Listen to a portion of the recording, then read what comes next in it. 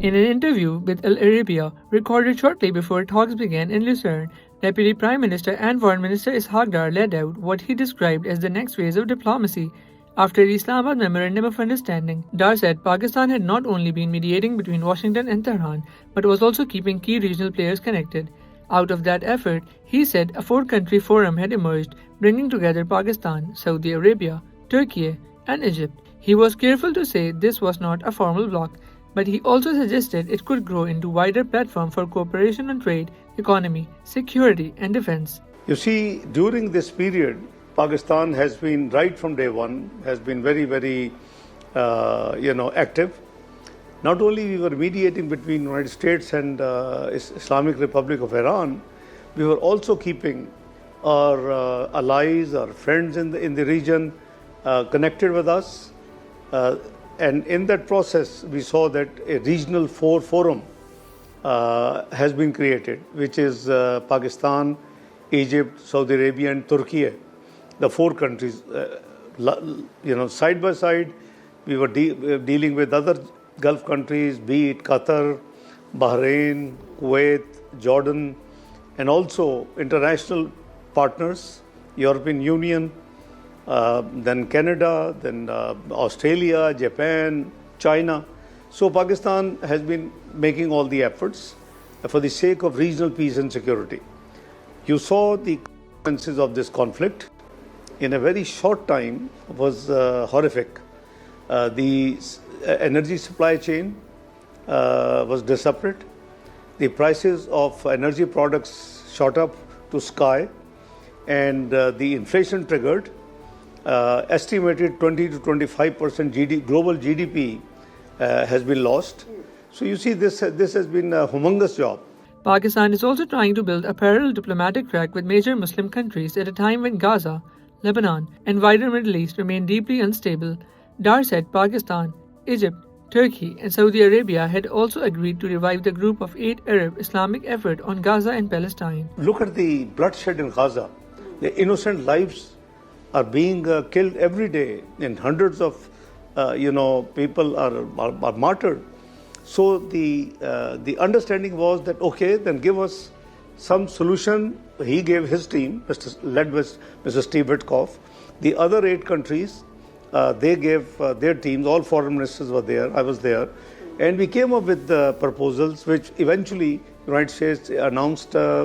This 21-point peace plan. But that was followed by Board of Peace signing. That was followed by International Stabilization Forces. But this conflict has actually overshadowed what had to be done with Gaza and Palestine. And meanwhile, Israel started, creating problems even West Bank. So in today's meeting, my colleagues and brothers from Foreign Minister of Egypt, Turkey, and Kingdom of Saudi Arabia, we agreed that we should revive that Gaza-Palestine issue as well. And we should make all the efforts. It's called Group of 8 Arab Islamic countries. So we are going to revive that effort as well, because this conflict seems to be now, ended, hopefully, inshallah. And then the other things will be sorted out in the next 60 days. But the immediate focus remains the US-Iran deal. Dar described the Lucerne talks as phase 2 of the process. According to him, the talks are divided into 3 technical groups, one on Iran's nuclear program, one on sanctions and frozen assets, and one on Lebanon. This new document basically has been divided into 2 phases. The phase 1 is completed and it's been signed. Nobody should doubt in the intentions of the signing parties. And we have no doubt that they are sincere, they want to move forward. And now that, the question that how much,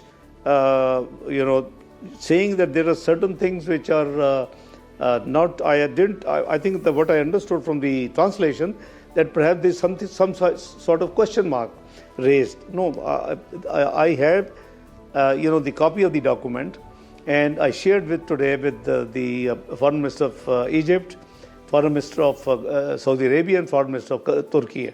So they have the copies, and professionally We don't see anything which is negative in this memorandum,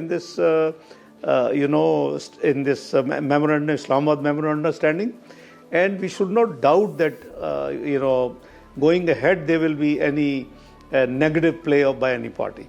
About the sanctions, is very clear now that the sanctions will be co-discussed and probably co-decided with the nuclear issues and the Lebanon issue, because the Lebanon has to be also in peace. So I think this nuclear matters in this in this phase of 60 days. I hope they complete their work in 60 days. Otherwise, it can be extended mutually. It is part of the Islamabad Memorandum of Understanding.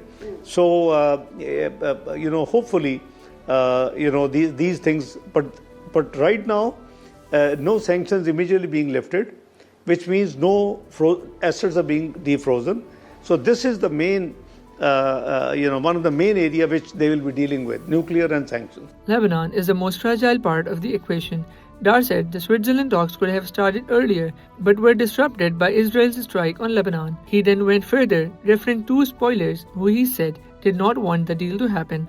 According to Dar, heavy bombing in Lebanon after the signing was meant to provoke the parties and slow down the process. You see, the facilitator or mediator role is to keep trying, making efforts. There were points where things looked like that won't be concluded, but we never gave hope. We continuously, led by Prime Minister of Pakistan, Mr. Muhammad Shahbaz Sharif, and Field Marshal Sayyid Asim Munir, Foreign Ministry of Pakistan, Interior Ministry of Pakistan, we worked like a team. And eventually we managed to get what we got. If you think independently, there are spoilers who never wanted this deal to happen. And the moment this deal was signed, we saw that there was heavy bombing in Lebanon.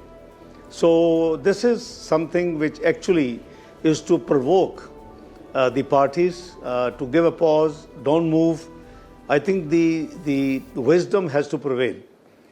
If they realize that this is the objective, I think they should try all the tools. The world community should convince and persuade and influence Israel not to do what they're doing. Because you see, the international law and order has been weakening. You see, where the resolutions are adopted and passed and implemented, thank you very much. But those who don't, then there is no action. The UN Security Council system, which is meant for peace and security, seems to be not fully functional. Dar was also asked how Pakistani dealt with two difficult negotiating parties, Iran, which has lived under decades of sanctions and is known for hard bargaining, and the United States, where President Donald Trump was personally overseeing the process. Dar said Pakistan kept making same argument to both sides. War leads nowhere, and eventually every conflict has to return to dialogue. Well, it is always difficult to deal with, and particularly, they had more than 4 decades of sanctions, Iran. And undoubtedly, they're very intelligent, so are the United States people. And President Trump was overseeing himself. So we have been basically convincing both sides, because you see, at the end of the day, conflict and confrontation takes you nowhere. No matter how big wars you fight, at the end of the day, you have to sit on the table, talk, dialogue, and then find a way diplomacy. He also acknowledged that the gap between the two sides was wide and that a lot of background work was needed before they could even sit together. We have been working very hard, and we are grateful to both countries. The leadership of United States, led by President Trump, and the leadership of Iran, led by President Pezeshkian and Foreign Minister and Speaker of Iran. They have been working with complete sincerity with us.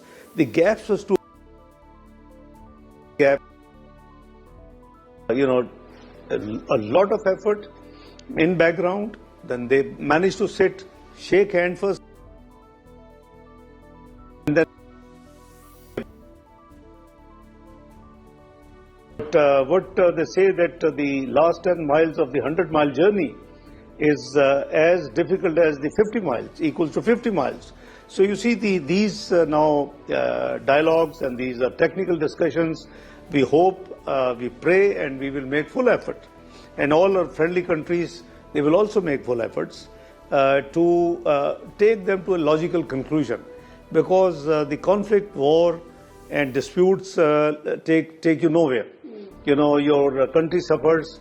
They see its impact on poverty, its impact on GDP growth, its impact on per capita income, its impact on people's normal lives.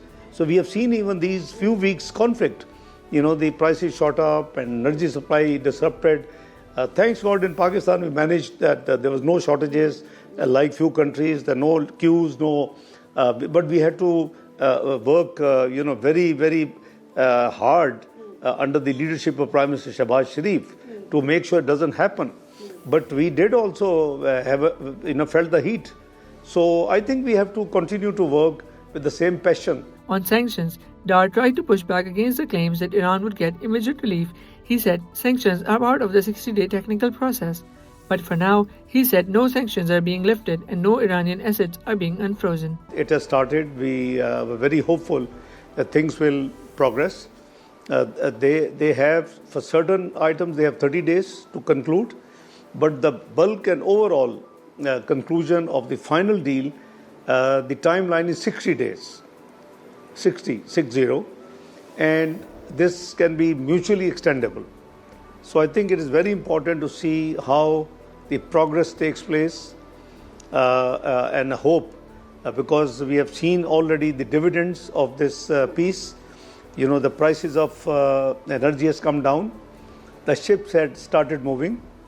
We had, apart from its facilitation role and facilitator, its own very clear mind that the Hormuz should be restored to pre-28th of February when the conflict started, which means no government, no fee, no toll. So the 60 days, it has been now guaranteed, during which they will work out with the regional countries, on this subject they will finalize.